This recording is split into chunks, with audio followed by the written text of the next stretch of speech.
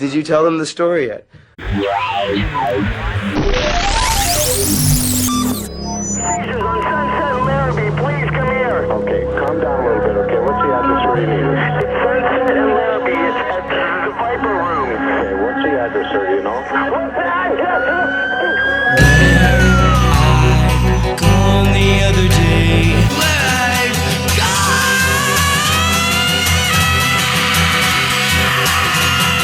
It's like a pressure cooker and never turning the stove off. It cooks and cooks until it explodes. On Halloween 1993, River Phoenix would stumble out of the Viper Room through this side door. He then fell to the ground right over here and went into convulsions. This spot is where he would ultimately die of a drug overdose. He was only 23 years old. That's why I don't hang out and talk to those Hollywood people, because they're there to hurt me.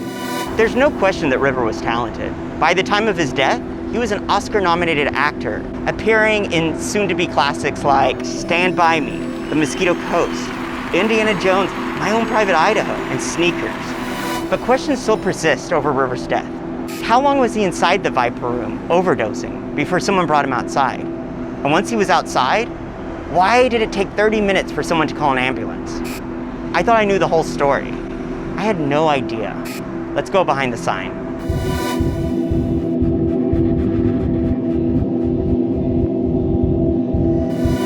Speak. 3, 2, 1, and roll. River, I'm so happy to be here talking with you today. I'm a big fan of yours. What is your family life like? we will gather at the river, the beautiful river.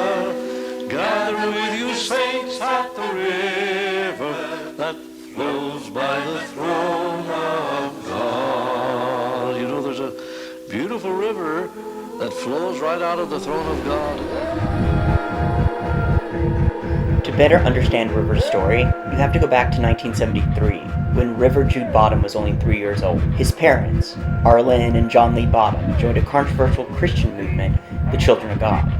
Its leader, David Berg, also known to his followers as King David, Mo, Moses David, Father David, Dad, or Grandpa, founded the cult in 1968 as Teens for Christ. The movement grew in popularity among the counterculture youth of Southern California, gaining notoriety for incorporating sexuality into its spiritual message and recruitment methods. You grew up, I read, like Caracas, Venezuela. You spent some time as a little kid? Caracas, Venezuela, Mexico, Florida, Arizona, a number of places. And the people that they have met along the way, I think it's amazing, and the places that they've traveled. And I think they're pretty much children. The Bottoms had settled in Caracas, Venezuela as Children of God missionaries when Berg revealed to his followers that he had a revelation about something called flirty fishing. What's flirty fishing, you ask? Flirty fishing is a form of religious prostitution practiced by the female members of the Children of God cult. It was a way that women could seduce rich and powerful men and bring them into the fold. Berg was eventually accused of pedophilia. Let's change the subject. River rarely ever spoke of the cult. I could only find 2 instances. One was a Details magazine interview from 1991 where his mother quotes River as saying about the cult, "They're disgusting, they're ruining people's lives." And then a second time in an earlier Details magazine interview where River reveals, quite shockingly, that he lost his virginity at 4 years old while he was in the cult. Oh, it's so frightening. When he resumed having sex at the age of 15, the act took place in the family's backyard in a tent his parents had decorated.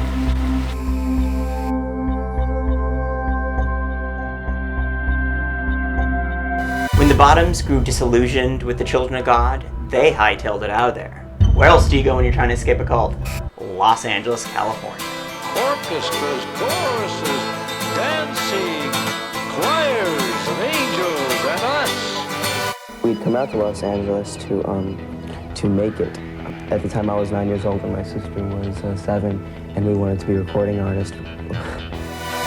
Before landing in Los Angeles, the Bottoms settled in Florida and changed their surname to Phoenix. The name was deliberately chosen for its mystical connotations of rising from the ashes. The family was in desperate need of a rebirth after years of hardships, and they were about to find it.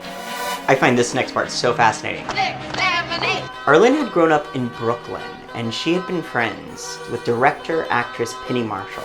So Penny was on Laverne and Shirley at this point, and Arlen wrote to Penny and asked her if she would meet with her kids. And Penny said, sure, but don't make the trek to LA just for the meeting.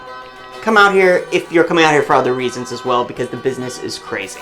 Well, sure enough, the family packed their bags, hopped in their station wagon, and headed out to LA with the sole purpose of going to this meeting. Some of yous are gonna have to go home. Yeah, sorry about that. Come on, Doris. Those people are jerks. What do you mean, some of us? Do it.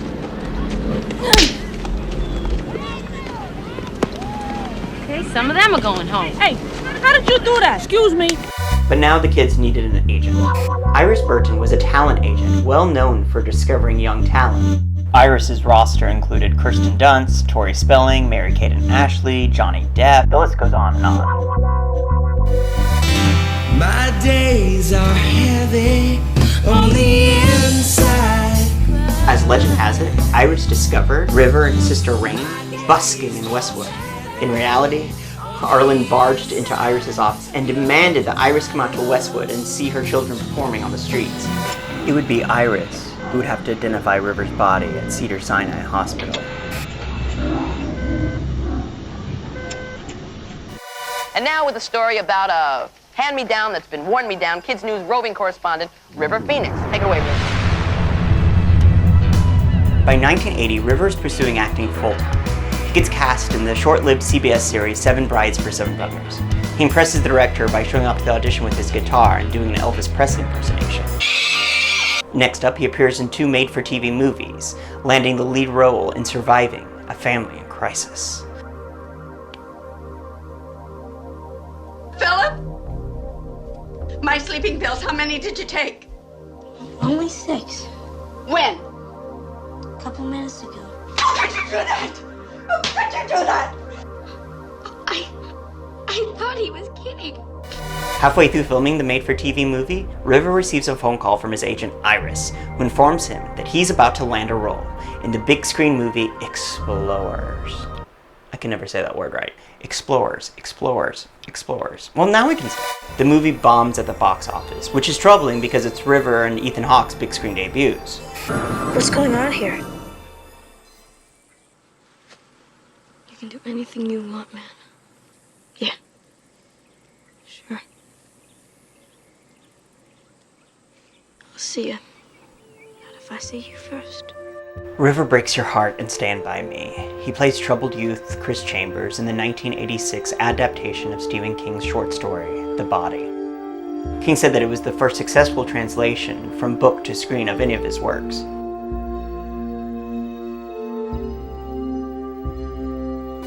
It was River's big breakout role, but the part took a toll on him.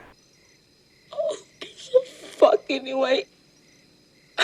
He once said in an interview, "I identified so much with the role of Chris Chambers that if I hadn't had my family to go back to after the shoot, I'd have probably had to see a psychiatrist." When nobody knows me. River not being able to shake the characters that he played would be a running theme throughout the rest of his career. A string of critically acclaimed performances followed, if not necessarily hit movies. In his first lead role, River plays a burgeoning rebel in A Night in the Life of Jimmy Reardon, and he has a lot of on-screen sex. Come on, horsey, my horsey. Ride me to Banbury Fair.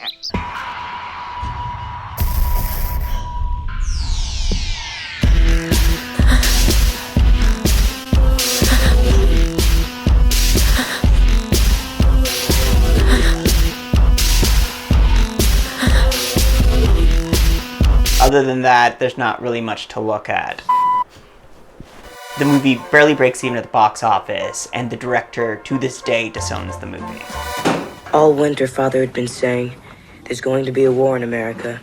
It's coming," he said. River plays the son in 2 complicated family dramas that bear striking similarities to his own childhood. Goodbye, America, and have a nice day! In 1986's Mosquito Coast, Harrison Ford drags his family to the jungles of Central America, not too far off from the jungles of Venezuela.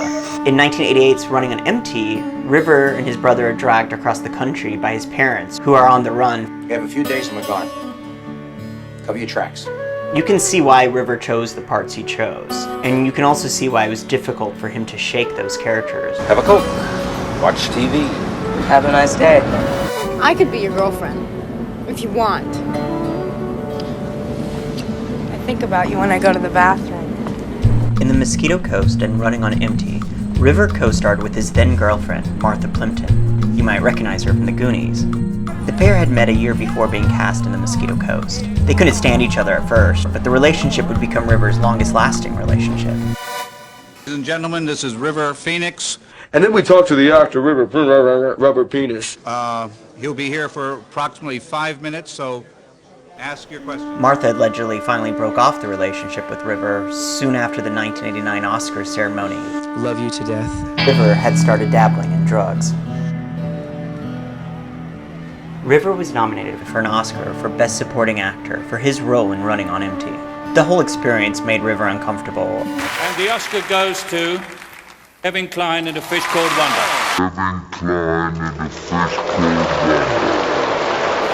River's performance in Running on Empty was fueled by the tensions at home, particularly between River and his father John, now that River was the breadwinner in the family. I'm always going to be living with my family, I think. Well, I'll use them as like a base camp, and then I'll branch off and do my own little thing. River's own little thing was his band. How you doing, River? Hello, Amanda. How are you? I'm good. Back in Gainesville, Florida, after the Oscar, after the breakup, River began developing his musical ambitions, playing guitar and recording, playing gigs at local venue Club Demolition. I've been asking for this healing, social healing. His band, Elita's Addicts, was birthed at Club Demolition. It's also where River met the new woman in his life, massage therapist and musician Suzanne Solgon, 4 years his senior. Yeah, but sex is, ecological, isn't it? It's ecological, yes. The condoms aren't, though, so we have to kind of,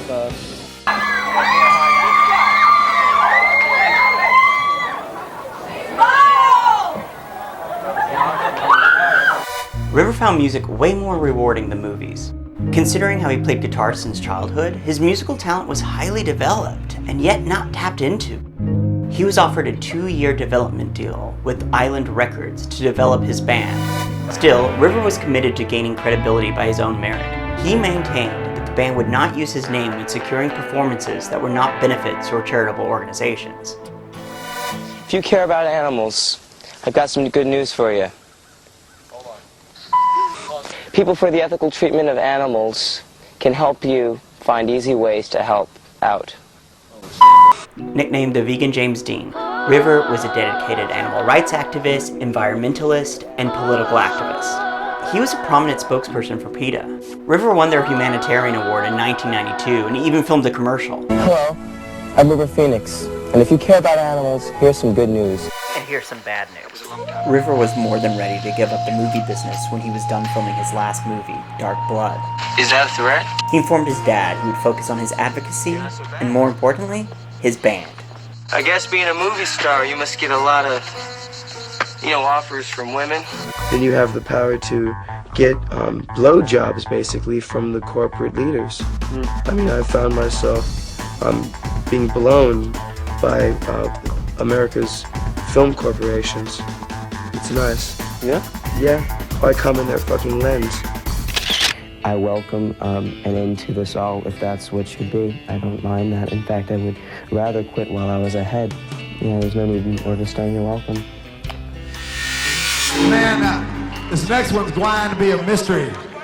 I guarantee you.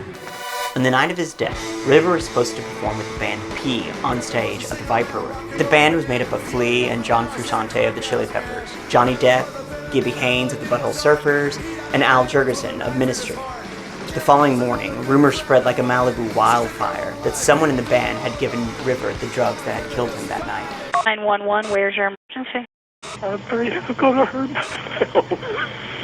A day or so after River's death, River's friend, actress Ione Skye, held a memorial for the late actor at her home. It was there that River's friends learned that John Frusciante was barricading himself inside the fated Pink Houdini mansion on Laurel Canyon. The Chili Peppers used the mansion as their rehearsal house, with River frequently coming over to jam with the band and do drugs with John.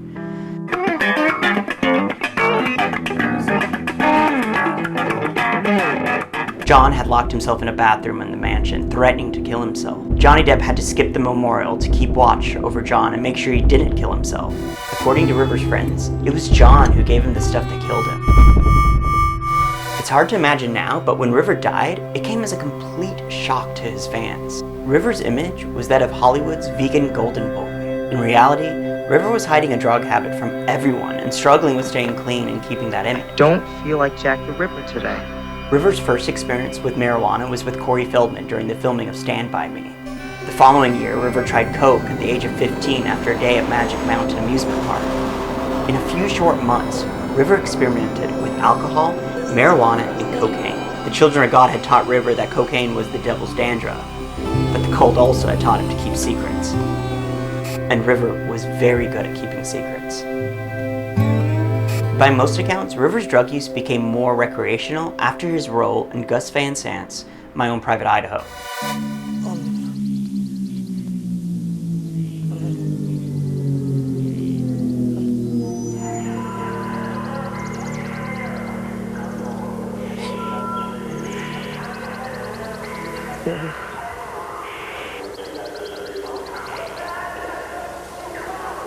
We'll call you back. Bye. That's Gus Van Sant, the director of the film, on the phone. By River's own account, it was another role that took a toll on his mental well-being. He immersed himself in the part even before wrapping production on 1991's Dogfight. While shooting Dogfight, River tried heroin for the first time. Supposedly, he also gave one of his male co-stars a blowjob. What kind of bird is that? It's a bluebird. It's supposed to be the bluebird of happiness, see? It flies, carries me away from all the troubles and takes me to where it's all happy. Rocket shit. Keanu Reeves drove over 1,000 miles on his motorcycle to hand-deliver the treatment for the script of My Own Private Idaho. No one on River's team wanted River to play the part of Mike, the gay, narcoleptic street hustler. River believed that Idaho would get him off the covers of Teen Beat. It's when you start doing things for free that you start to grow wings. Isn't that right, Mike? What? Wings, Michael. You grow wings and become a fairy. What do you care about money? Shit, you got plenty of money.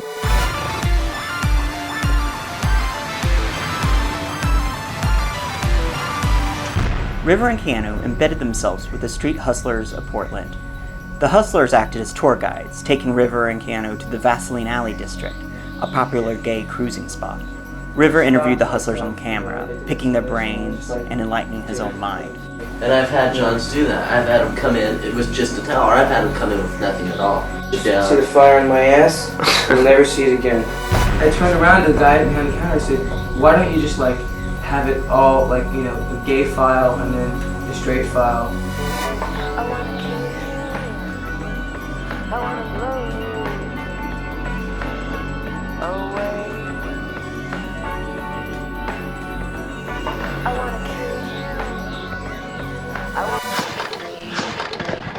Oh shit. While shooting Idaho, River was busted for drunk driving. The studio swept the incident under the rug. One of the hustlers later said that it did not take River long to go from casual user to having an intense drug problem. Going deeper into the role than ever before, River was vanishing in plain sight. We're half dead, so... After wrapping Idaho, River hung out with the Chili Peppers at the Pink Houdini Mansion. They had finished recording Blood Sugar Sex Magic and had some downtime before its release. Already tight with Flea from their days shooting Idaho, River started jamming with the whole band and bonding with the boys. River was becoming incredibly close with guitarist John Frusciante. River's friends were concerned with the amount of heroin being passed around at the house. Rubber penis. And, you know, I sit down and like, yeah, and then like, yeah, I had a fun time doing this project. Yeah. While people close to River knew that he was using, I'm very frightened right now. I'm dealing with it somehow. Beer break. I don't think they realized to what extent. River was a binge user, hiding his drug use by hopscotching from one social group to another. He would indulge intensely for a while, and then get clean and wait before starting the cycle all over again. You got a thing or two to learn about me, baby. River was a mess filming his last completed movie, A Thing Called Love, with his on-screen and off-screen girlfriend, Samantha Mathis. Samantha would be there the night he died at the Viper Room. Her story would change multiple times until she all out stopped talking to authorities. Cheating, cold, dead beating, two-time and double dealing, me mistreating, loving hard. He was supposedly clean while shooting his final film, Dark Blood. While the production of Dark Blood moved from New Mexico to Los Angeles, River was given 2 days off to recover from a cold. River arrived in Los Angeles on October 26, 1993. After 2 months of staying sober for a stressful production, River cut loose and went on a drug binge. The last shot of River ever committed to film was River's silhouette.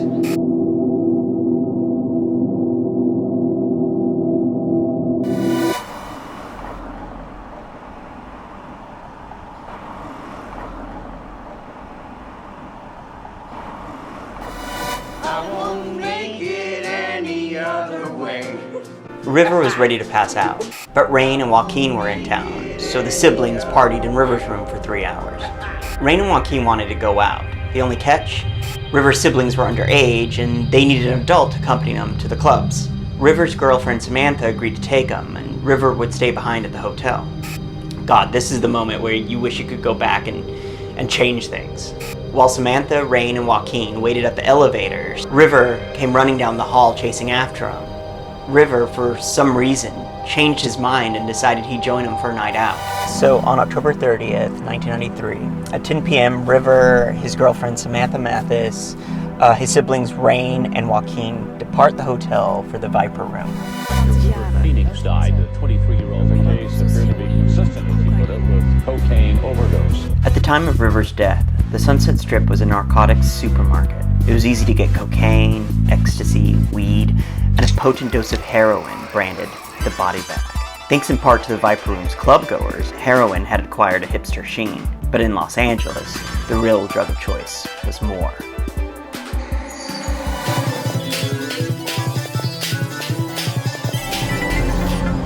At 12:27, River arrived at the side entrance of the Viper Room off of Larrabee. He had his guitar in his hand, ready to perform with the band Pete. Once inside, he found his friend Flea, who informed him of the bad news. River wasn't going to be able to perform with the band that night. The place was packed, on stage and off. Disappointed, River returned to his table where Samantha, Joaquin, and Rain were waiting for him.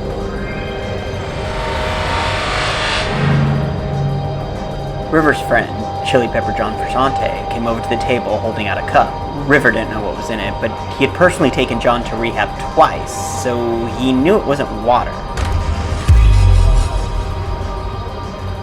River downed the drink in one big gulp. Immediately after downing the drink, River felt unwell. The drink contained a dissolved speedball, a mixture of cocaine and a very potent variety of Parisian brown heroin. To calm himself down, River took a Valium. What else do you do when you've taken too many drugs? You take more drugs. River then vomited on himself and the table before slumping in his seat, unconscious. At 12:55, River jerked awake at the table. He asked to go outside, but he couldn't walk and he fell to the floor. Joaquin assured everyone that his brother was fine. He helped his brother past the stage where the band P was performing. River really should have been on that stage. When River stepped outside, he collapsed on the sidewalk. He then started having violent seizures. Nobody knew what to do. It took his sister Rain to climb on top of him to hold him down so he wouldn't hurt himself. While River lay dying on the pavement outside of the club, the band P was performing their song Michael Stipe. Eerily, this song name-checks River. In the river, Phoenix River had been having seizures for around 10 minutes when Joaquin finally calls 911 from a payphone a couple of doors down from the Viper Room. Immediately after River's death, the call was leaked to news stations. It's really hard to listen to. Sir, calm down a little bit, okay? I'm sorry, it's my brother. Please come here. How old is he? He's 23. Calm down, okay? If you can't calm down, get the phone to somebody else. No, there's no one else around. Okay. I'm fine. Who's with him right now? My sister, the people. Okay, can you talk talk to her from where you are? Hey, Sandra, she's trying to give him mouth-to-mouth. Sir, calm down. Tell her not to give mouth-to-mouth. Don't give him mouth-to-mouth, You only give mouth-to-mouth if he's not breathing. What's he doing? Just seems like he's sleeping right now? Yeah, he just looks like he's sleeping. Okay, that's very normal, okay? Yeah. That's very normal. Sometimes it's an impact. Sometimes they do actually go to sleep. 4 paramedics and a fire truck arrived and went to work on River immediately. But at this point, River was already clinically dead. At 1:31 a.m., the ambulance left for Cedars-Sinai, where River would officially be pronounced dead at 1:51 a.m. on the morning of October 31st, 1993, at the age of 23. To say his fans were devastated would be an understatement. Suspicion is pointing in one tragic direction. Bill McGowan has the latest. Mysterious death of River Phoenix, especially the young people who held him up as a real role model. Now, with his death, America's youth has transformed him into an immortal legend. Following River's death, Johnny Depp closed the Viper Room for 10 days. The patch of sidewalk outside the club became a makeshift memorial for River. The nightclub on the Sunset Strip where River Phoenix died, the crowds were not waiting to get in, they were there to pay homage. By the time help arrived, it was way too late for River. But still, why did it take so long? Well, no one but John Frusciante knew what River had taken, and he wasn't talking. Everyone else was young and scared. His siblings were probably afraid to call an ambulance for fear that River nearly ODing would be front page news the next day, ruining his image as well as his career. At that time, that seemed like the worst case scenario. John Frusciante has never owned up to giving River the lethal speedball that killed him, other than threatening to kill himself at the Pink Houdini estate the day after River's death. Oddly enough, the only time John ever spoke publicly about River's death was a few years later on stage at the Viper Room. I don't hear the guitar loud enough, this acoustic guitar here. This was a problem the night River Phoenix died, and then I couldn't play his acoustic guitar because the guy was being an asshole about the arrangements of making a microphone for an acoustic guitar. And I felt like if I would have played his guitar that night, maybe he would have died. Fucking turn up the guitar, please. Give me a break. River, who yearned to inspire the world while he was alive, finally achieved his dream in death. I wanna, when he was 17, my brother wrote this lyric. He said, "Run to the rescue with love and peace will follow." Thank you. It's all very true. Or to that, maybe we'll talk again. Oh, right. And again, I like your wild and crazy shirt. Oh, thanks. You too. Thank you. See ya. Okay, baby.